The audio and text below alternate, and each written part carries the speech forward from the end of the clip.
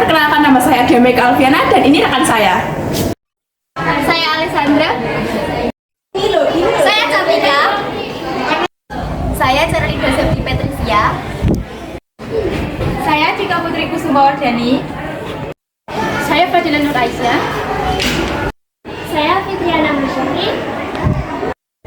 Saya Juliana Nur Aini. Dan saya Kesa Berengsi. Yuk simak videonya. Kak, lagi baca apaan tuh? Lagi baca materi tentang demokrasi Indonesia nih. Apaan tuh? Kata demokrasi berasal dari bahasa Yunani, yaitu demos dan kratos. Demos yang berarti rakyat dan kratos yang berarti kekuasaan yang mutlak. Sehingga apabila digabungkan, demokrasi ya berarti kekuasaan yang mutlak oleh rakyat.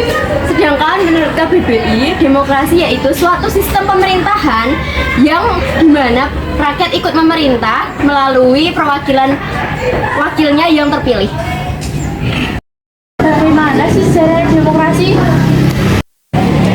Demokrasi yang pertama kali dikenalkan yaitu demokrasi langsung, di mana rakyat berkumpul di suatu tempat untuk berdiskusi dan memberikan pendapatnya secara langsung.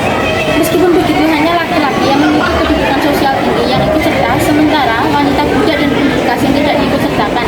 Seiring perkembangan zaman, demokrasi langsung tidak cocok digunakan, apalagi untuk negara yang memiliki wilayah yang luas dan penduduk yang banyak. Hal itu tentu akan memakan waktu yang sangat banyak dan membutuhkan biaya yang mahal.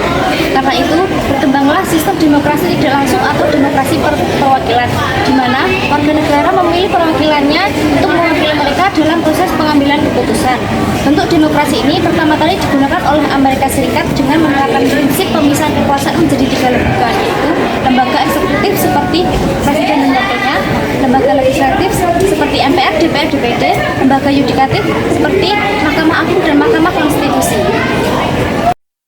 Lalu apa saja sih sistem demokrasi di Indonesia? Sejak tahun 50 sampai tahun 59, Indonesia menganut sistem demokrasi parlementer. Sistem pemerintahan ini dijalankan oleh kabinet yang dipimpin oleh Perdana Menteri. Pemilu di Indonesia pertama kali terjadi di era ini, khususnya pada tahun 55, dan diikuti oleh puluhan partai politik. Terpilihlah anggota DPR dan Dewan Konstitusi yang bertugas menyusun Undang-Undang Dasar yang baru. Sayangnya, Dewan Konstitusi gagal menyusun Undang-Undang Dasar karena kondisi politik yang tidak stabil. Melalui dekret Presiden 5 Juli 1959, Presiden Soekarno membubarkan Dewan Konstitusi dan kembali memberlakukan UUD 45.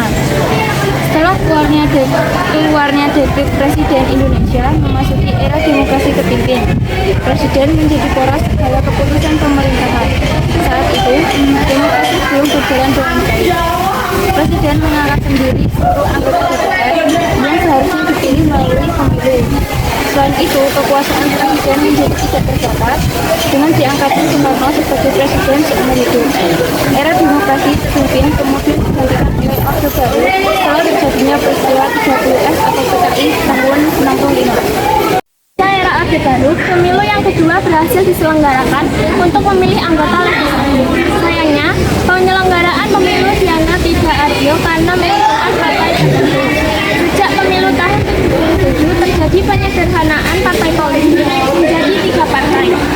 Dalam 6 kali pemilu, Golkar selalu keluar sebagai partai pemenang dan Soeharto kembali diangkat sebagai presiden untuk kesekian kalinya.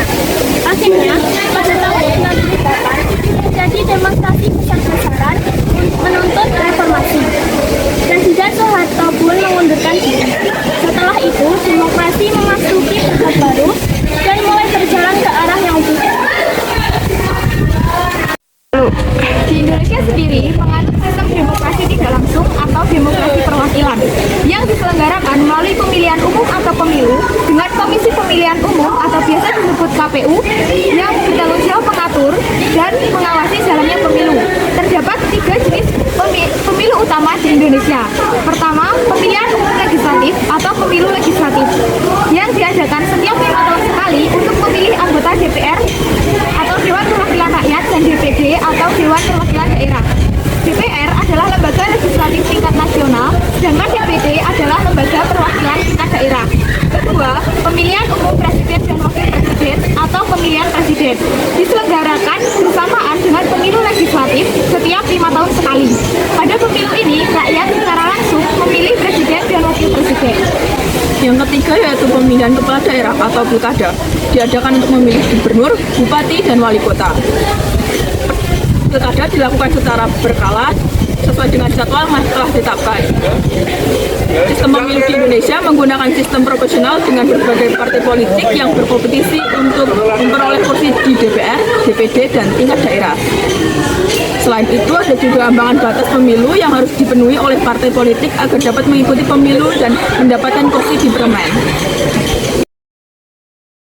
Lalu apa saja sih kegiatan demokrasi yang bisa kita lakukan sebagai seorang pelajar? Pertama, kita bisa bertanya jika ada yang tidak dimengerti ataupun tidak disetujui. Dua, kita bisa ikut memilih ketua kelas ataupun OSIS. Ketiga, ikut bergabung organisasi muda-mudi.